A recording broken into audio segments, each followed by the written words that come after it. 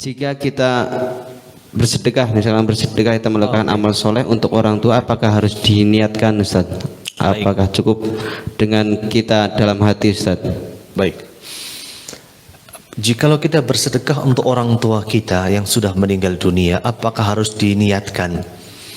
Jikalau kita mengacu kepada zahir dari hadis Nabi kita Muhammad SAW, innamal a'malu binniyat, maka tentunya harus diniatkan.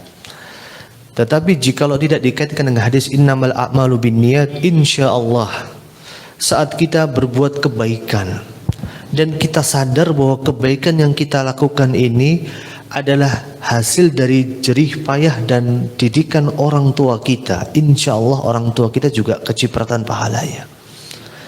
Termasuk saat orang tua kita dulu memberikan makan kepada kita, yang dengan makanan itu kita bisa menuntut ilmu, yang dengan makanan itu kita bisa mendapatkan ilmu yang bermanfaat.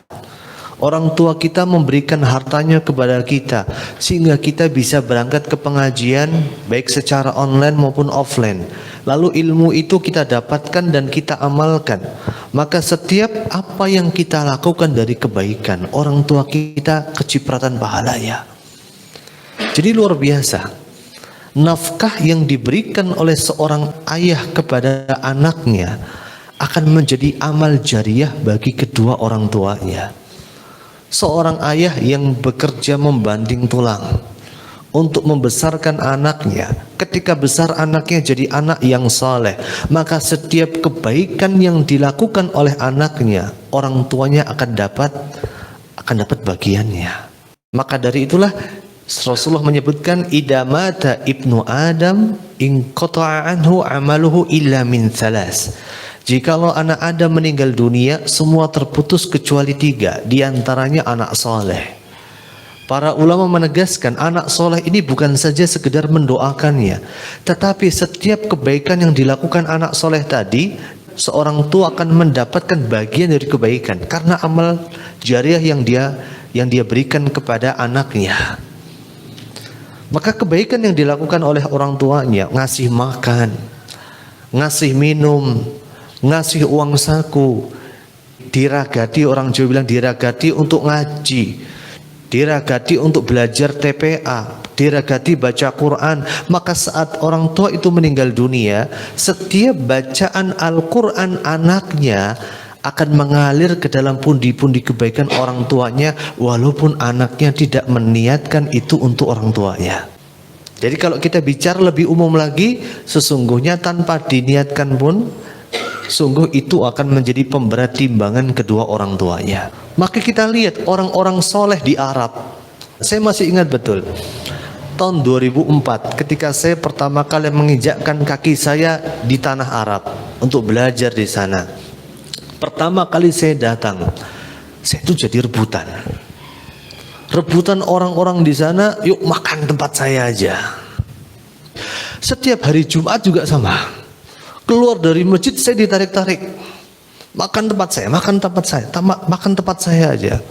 Si bertanya-tanya, akhirnya pada satu titik saya bertanya, mereka punya keyakinan bahwa ketika kita ngasih makan orang yang belajar, ngasih makan seorang penuntut ilmu, ngasih makan orang yang saleh, maka setiap apa yang dimakannya akan menjadi daging. Dan daging yang sudah dia tanamkan dari makanan yang dia berikan itu, yang daging itu akan membantu orang tadi untuk beribadah kepada Allah, maka orang yang ngasih makan itu akan dapat pahalanya. Ngeri nggak kira-kira? Ngeri. Kalau di Indonesia orang ngasih makan itu ada motif, nggak ada makan siang yang gratis. Tapi di sana mereka sadar betul bahwa ini termasuk amal jariah yang akan terus mengalir. Di sana betul. Di Yaman terutama tempat saya belajar, saya mendapati belajar ketulusan di sana. Seseorang itu berjuang untuk agamanya dengan apa yang dia punya.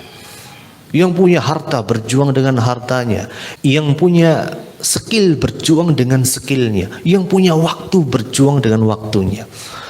Mungkin para jamaah Bapak Ibu sekalian ada yang pernah ke Arab, ada yang pernah Ramadan di kota Mekah atau kota Madinah. Kita kalau Ramadan di Madinah, keluar dari hotel, mau masuk pelataran, banyak anak kecil narik-narik kita. Buka tempat kita aja. Walaupun bukannya hanya dengan air zam-zam, mereka ngambilin air zam-zam dengan kurma, dengan susu, dengan roti. Tetapi mereka berpikir bahwa ketika mereka bisa ngajak kita makan di tempat mereka, mereka dapat pahala puasa yang kita lakukan pada hari itu. Bisa kita bayangkan? Kalau kita semua punya pola pikir seperti itu, insya Allah kita akan menjadi orang yang paling dermawan. Kita nggak akan jadi orang yang bakhil, nggak akan pelit gitu. Sebagaimana dikatakan oleh Abu Darda, tidak ada kebaikan yang terlupakan dan tidak ada keburukan yang terlewatkan. Semuanya akan dibalas di hadapan Allah Azza wa Jalla.